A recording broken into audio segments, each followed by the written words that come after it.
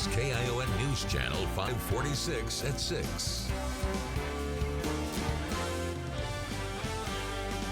Our top story tonight at 6, Santa Cruz County health officials saying they've seen a dramatic increase in the number of COVID-19 cases and now have been flagged by the state. Thanks for joining us tonight.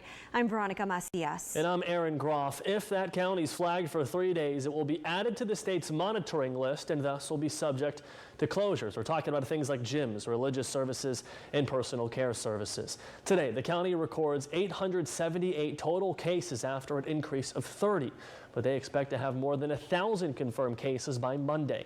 The county also says COVID-19 was a contributing factor in a resident's recent death. Now the fourth in the county.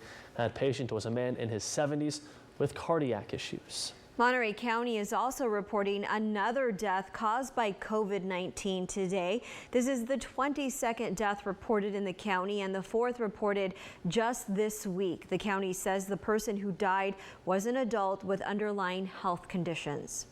Monterey County is also reporting 181 more COVID-19 cases today for a total of 3,726. San Benito County is reporting an increase of 8 for a total of 494. Santa Cruz, 778.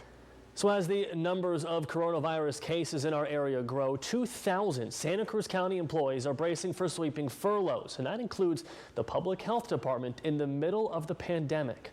KION's Drew Andre joins us live in Santa Cruz tonight with what this means for you. Well, Aaron, tomorrow will be the first day county employees are told not to report to work. The government center here will be closed and most operations won't be up and running. But as you mentioned, this will also mean lower staffing levels for the public health officials that are tasked with navigating the COVID-19 crisis here.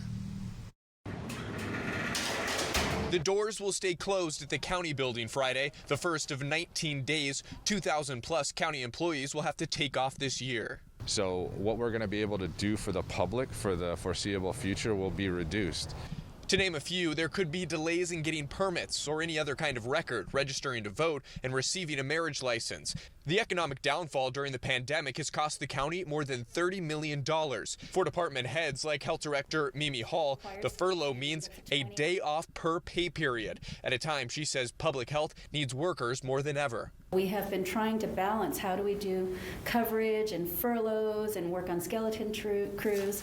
So there are a lot of pressures on the staffing complexities. In just the last 2 weeks, 2/3 of the county's total coronavirus cases have been reported. Our staff is overwhelmed by the sheer number of cases that are increasing every single day. The county has a total of 69 contact tracers, but often the tracing is almost useless, with many test results taking more than a week to come back and even longer to be reported to the health department.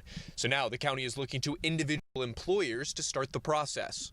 The first thing most people do is alert their employer. So this is our way to engage employers to begin acting quickly and start beginning the process. If there are more than 3 cases in a place of work, an employer is supposed to report back to the county if any other employees may have been exposed. A population health problem takes a public health approach, and part of that approach is getting everybody's help to do this. You can find the employer guidance on our website at KION546.com. As for the furloughs, the Board of Supervisors will be forced to make additional budget cuts come August. We're live in Santa Cruz tonight. I'm Drew Andre, KION News, Channel 546.